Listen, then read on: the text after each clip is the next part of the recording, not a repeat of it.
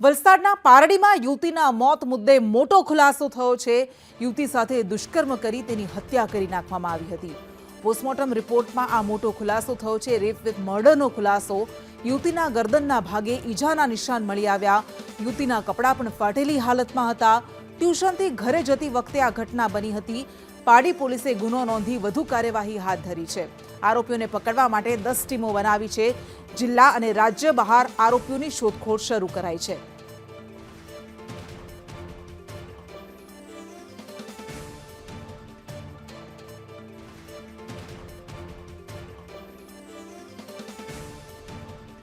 પાડી police station વિસ્તારના મોતીવાડા જે ગામ છે તેના નિશાળ ફળિયા વિસ્તારની એક 19 વર્ષની દીકરી છે, એને ગઈકાલે હોસ્પિટલમાં લાવવામાં આવી હતી મોહન દયાળ, અને હોસ્પિટલ દ્વારા પોલીસ સ્ટેશને સૌથી પહેલાં વર્દી આપવામાં આવી હતી। લોકલ પોલીસ સ્ટેશન પીઆઈ અને તમામ ટીમ તાત્કાલિક હોસ્પિટલ પહોંચી ગઈ હતી અને શંકાસ્પદ હાલતમાં દીકરીને લાવવામાં આવી હતી।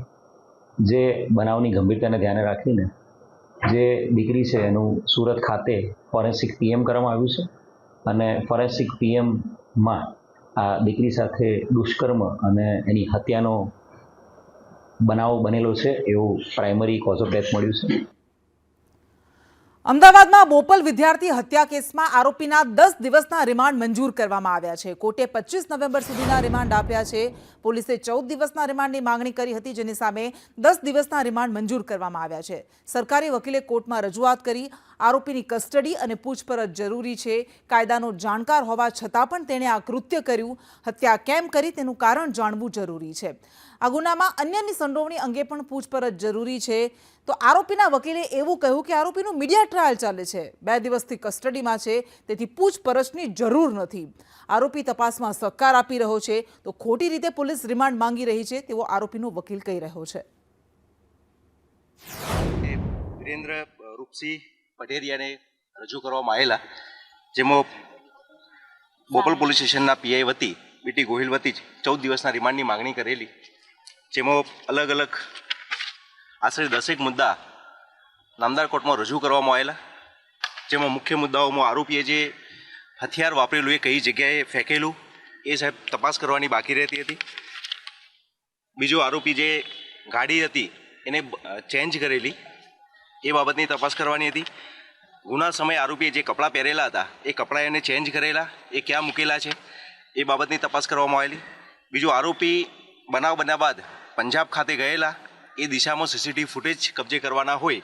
આ વિવિધ મુદ્દાઓને ધ્યાને લઈ નામદાર કોર્ટમાં રજૂઆત કરવામાં આવેલી, જે કોર્ટે ગ્રાહ્ય રાખી અને તારીખ 25/11 કલાક 15:00 સુધીના દિન 10ના રિમાન્ડ નામદાર કોર્ટે મંજૂર કરેલા છે। તો માયકાનો 22 વર્ષીય વિદ્યાર્થી પ્રિયાંશુ જૈન, જેની અમદાવાદમાં હત્યા કરી નાખવામાં આવી હતી, આ કેસમાં પ્રિયાંશુ મર્ડર કેસમાં બોપલ પોલીસે કાર કબજે કરી છે। ગુનામાં વપરાયેલી હેરિયર કાર કબજે કરવામાં આવી અને કાર આરોપીના સાળા વિશાલના નામે હતી। આરોપીએ પુરાવાનો નાશ કરવાનો પણ તમામ પ્રયાસ કર્યા હતા। આરોપીએ આવેશમાં આવીને હત્યા કરી હતી। જોકે હત્યા કરવાની આ થિયરી પોલીસના ગળે નથી ઉતરી રહી। પ્રી પ્લાનિંગ કે પછી અદાવતમાં હત્યા બાબતે પણ પોલીસે તપાસ શરૂ કરી છે। તો દિનેશે, જે ડ્રાઈવર હતો, તેને હત્યારાને ભગાડવામાં મદદ કરી હતી કે કેમ, તેને લઈને પણ તપાસ શરૂ કરાઈ છે। બોપલ ખાતે જે પ્રિયાંશુ કરીને જે સ્ટુડન્ટના મર્ડરની ઘટના છે, એમાં બ્લેક કલરની ટાટા હેરિયર વિશેની વિગતો જણાવવામાં આવેલી જ છે અને એ પ્રાથમિક પૂછપરછમાં વિશાલ પરમાર નામનો જેનો સાળો છે એના નામ પર હોવાનું જાણવા મળેલું છે। Still it's a second purchaser, so first purchaser બીજા કોઈક પાસેથી એમણે ખરીદી છે અને હાલમાં એ વ્હીકલ વપરાયેલાની એની પણ એ જે વ્હીકલ વપરાયું એની પણ વધુ વિગતો ચકાસવાની ચાલુ છે। બ્લેક કલરની ટાટા હેરિયર છે। અને હજુ તો પ્રિયાંશુ મર્ડર કેસમાં પોલીસ કર્મીએ ખાખી પર કલંક લગાવ્યું છે, ત્યાં બીજી બાજુ રાજકોટમાં પણ ખાખી પર કલંક લાગ્યું છે, કારણ કે પોલીસ કર્મીઓ પર તોડના આરોપ લાગ્યા છે। રૂપિયાની લાયમાં પોલીસે ત્રાસ વર્તાવ્યો અને પરિણામે એક પિતાએ આપઘાત કરવા માટે મજબૂર બનવું પડ્યું। કારીગર પુત્ર પર આરોપ લાગતા પિતાએ આપઘાત કરી લીધો। પુત્ર પર આરોપ લાગતા પિતાએ લીંબડીમાં આપઘાત કર્યો અને એટલું જ નહીં, રાજકોટની એ ડિવિઝન પોલીસ પર સોનું પડાવ્યાના પણ આક્ષેપ કરવામાં આવ્યા છે। કારીગર પાસેથી 30 લાખનું સોનું પડાવી લીધું હતું. છેલ્લા 10 દિવસથી પરિવારજનો ફરિયાદ માટે ધક્કા ખાઈ રહ્યા હતા, પરંતુ તેમ છતાં પણ પોલીસ ફરિયાદ નહોતી નોંધી રહી. ડી સ્ટાફના કિશન આહિર, ભગીરથસિંહ ઝાલાએ હદ વટાવી નાખી અને ગુંડાઓને પણ શરમાવે તે રીતે યુવકને ગોંધી રાખીને માર માર્યો હતો અને પરિણામે પિતાએ આપઘાત કરી લીધો. આજે પરિવાર નોંધારો થઈ ગયો છે. સુસાઇડ નોટમાં વેપારીઓ સહિત પોલીસ પર પણ આરોપ લગાવવામાં આવ્યા છે. પપ્પાને પણ મારેલ હતા કિશનભાઈ આહિરે, અને ત્યાં મારા પપ્પા પાસેથી 350 ગ્રામ સોનું પડાવેલ હતું. અને પછી મને 1 કલાક સુધી મને 2:10 મને મારેલ હતો અને પછી મને લોકઅપમાં પૂરી દીધેલ હતો. અને 3 તારીખે મેં જે મારું જે કામનું સોનું જે અમે વેચ્યું હતું 30-40 ગ્રામ એ બજારમાંથી એ લોકોએ રિકવર કરેલું હતું 202-3 ગ્રામ. વિવેકભાઈ ભુવા જે છે એ તે પોલીસને જેમ કહેતા હતા તેમ પોલીસ કામ કરી રહી હતી. અને બજારમાંથી ને 3 વેપારી પાસેથી એક ભાઈ પાસેથી 83 ગ્રામ લીધેલ છે, બીજા ભાઈ પાસેથી 82 ગ્રામ ફાઇન લીધેલ છે અને બંગાળી કારીગર પાસેથી 45 ગ્રામ ફાઇન લીધેલ છે. લાગી આવતા તે ગઈ 14/10/2024ના રોજ લીમડી મુકામે અમારા સંબંધીને મળવા ગયેલા અને ત્યારે લગભગ અમારા કાકાએ જણાવ્યું હતું કે ત્યાં કોઈનો કોલ આવેલો હતો, વિવેક ભુવા કે મનોજ રાજપરાનો. એને એવું જણાવ્યું કે તમે કાકા હજી તમને કહું છું કે તમે આમાં બહુ ઇન્ટરફિયર થાવમાં અને હજી તમારા ચેક અને લખાણ સુસાઇડ આપણે નોટરાઇઝ લખાણ દીકરાનું પડેલું છે, એની ઉપર અમે હજી કાર્યવાહી કરશું.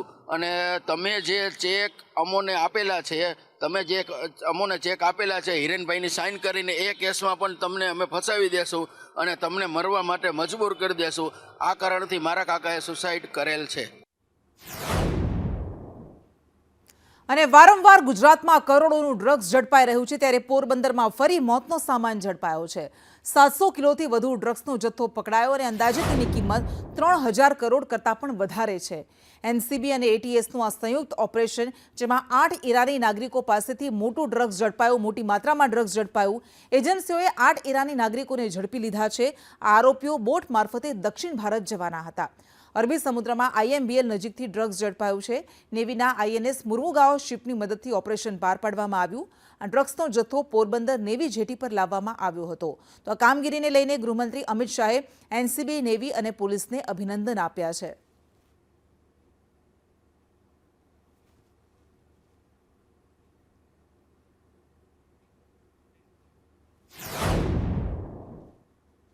અને ખ્યાતિકાંડ બાદ જૂનાગઢની વધુ એક હોસ્પિટલ વિવાદમાં આવી છે. જૂનાગઢની આયુષ હોસ્પિટલની ગંભીર બેદરકારીના આરોપ લાગ્યા છે. મહિલાનું હૃદયના બદલે મગજનું ઓપરેશન કરી નાખ્યું. હાલતા ચાલતા આવેલા વૃદ્ધા કોમામાં સરી પડ્યા અને હોસ્પિટલમાં પરિવારજનોએ હોબાળો મચાવ્યો. વેરાવળના વૃદ્ધ દર્દી છેલ્લા 24 કલાકથી આઈસીયુમાં છે. ડરના માર્યા ડોક્ટર્સનો ઓપરેશન ચાર્જ લેવાનો પણ ઇનકાર તેવું પરિવારજનો કહી રહ્યા છે. અને એ પણ કહી રહ્યા છે કે 24 કલાક થયા પરંતુ દર્દીની પરિસ્થિતિ શું છે એ ડોક્ટર્સ જણાવતા નથી.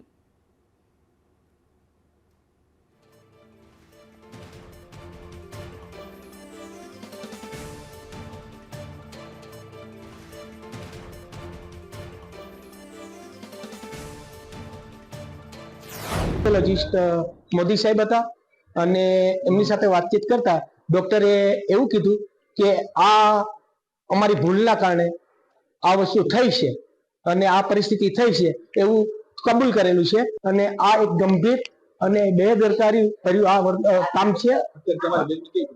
અત્યારે મારા બેનની પરિસ્થિતિ એવી છે કે અમે નક્કી નથી કરી શકતા. ડોક્ટરો એ કહી નથી શકતા કે મરી ગયા છે, જીવે છે, કોમામાં છે.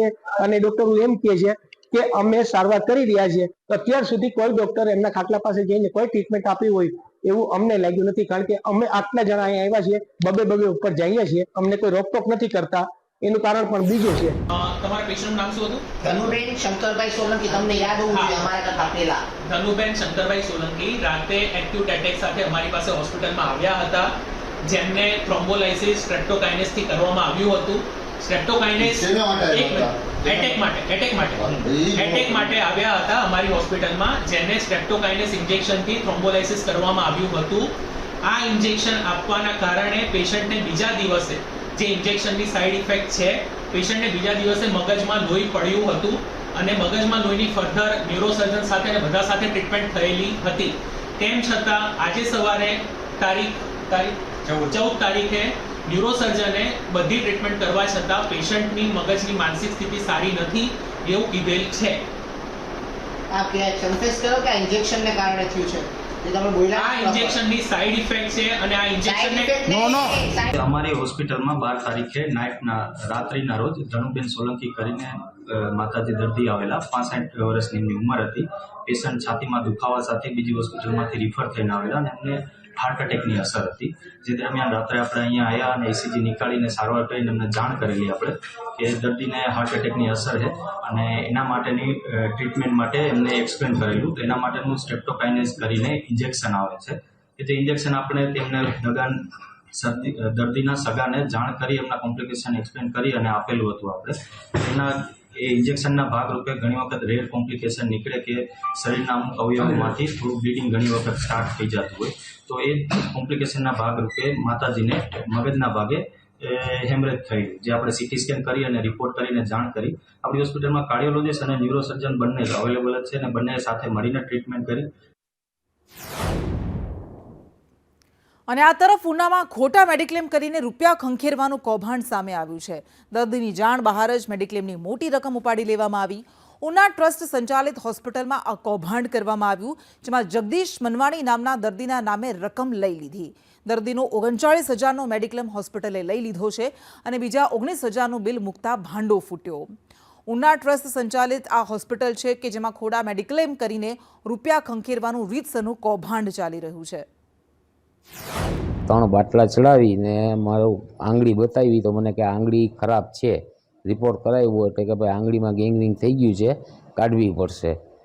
એ પછી મારી આંગળી એક કાપી નાખી અને બીજી આંગળી મેં કીધું છે બીજી આંગળી તો મને કે 3-4 દિવસ પછી પાછી આંગળી કાપી, પણ હું એકય દિવસ ત્યાં રોકાણો નહોતો.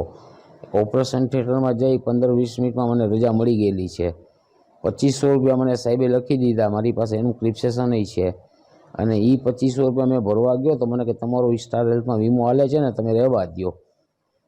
દવા 1020ની મેં લઈ આપેલી છે અને 700 રૂપિયા લેબોરેટરીને મેં ભરેલા છે. એ મને 5 દિવસ પછી પરત આપી દીધા. પણ આ લોકોએ વીમો 39,000નો મૂક્યો ને મને મેસેજ આવ્યો કંપનીમાંથી. તો મેં આ લોકોને જાણ કરી કે ભાઈ 39,000 રૂપિયા કહેવાનું તમે બિલ મૂક્યું છે. 4 દિવસ 2 વખત મને દાખલ બતાવ્યો છે આ લોકોએ. 2500 રૂપિયા રૂમ ચાર્જ અને ડૉક્ટરના 19,000 રૂપિયા ઓપરેશનના. અને ઓપરેશન જેને કર્યું છે એનું નામ મૂકે છે આ લોકો પપન ડોડિયા. એ તો MBBS છે. MBBS થોડો ઓપરેશન કરે. ઓપરેશન કરવા માટે જે દાખલ થયેલું હતું એની આંગળી કાપવા માટે થઈને એ ઓપરેશન આપણે કરેલું છે. એ પ્લસ એને ઇન્ફેક્શન હતું એટલે 3 દિવસ માટે ઇન્ફેક્શન કંટ્રોલ કરવા માટે થઈ અને ડૉક્ટર તપન ડોડિયા સાહેબમાં પેશન્ટ દાખલ હતું અને 4થા દિવસે આપણે ડૉક્ટર પંકજ પટેલ સાહેબે એનું ઓપરેશન કરેલું છે. અને ઇન કેશલેસ પેશન્ટમાં એવું હોય છે જ્યારે દર્દી પોતાના ડોક્યુમેન્ટ પ્રોવાઈડ કરે ત્યારે જ અમે લોકો એનું અપ્રુવલ લઈ શકીએ છીએ. ડોક્યુમેન્ટ વગર અમે કોઈ દર્દીનું કેશલેસનું અપ્રુવલ લઈ શકતા નથી. તો ખ્યાતિ હોસ્પિટલમાં મોતકાંડ બાદ હોસ્પિટલ્સને લઈને એક પછી એક ચોંકાવનારા ખુલાસા થઈ રહ્યા છે અને હોસ્પિટલના કૌભાંડો સામે આવી રહ્યા છે. આ હોસ્પિટલે માત્ર કડીમાં જ નહીં પરંતુ દસક્રોઈના પાલડી કાંકજ ગામે 1 વર્ષ અગાઉ કેમ્પ કર્યો હતો અને બસમાં બેસાડીને હોસ્પિટલ લાવી 10 લોકોના ઓપરેશન જાણ બહાર કરી દીધાનો ખુલાસો થયો છે. ઘૂંટણવાળા દર્દીઓને પણ સ્ટેન્ટ મૂક્યાનો ગ્રામજનોએ આક્ષેપ કર્યો છે. તો આ તરફ ખ્યાતિ કાંડ બાદ મહેસાણા જિલ્લામાં પણ PMJમાં મહાકૌભાંડ સામે આવ્યું. અનેક હોસ્પિટલ્સ PMJ કાર્ડ હોવા છતાં પણ દર્દીઓ પાસેથી હજારો રૂપિયા વસૂલે છે. આરોગ્ય વિભાગે આવી 15 જેટલી હોસ્પિટલ્સને પેનલ્ટી અને નોટિસ ફટકારી છે. આમ આ કૌભાંડનો રેલો ક્યાં ક્યાં જઈને અટકે છે તેને લઈને અનેક સવાલો ઉઠી રહ્યા છે.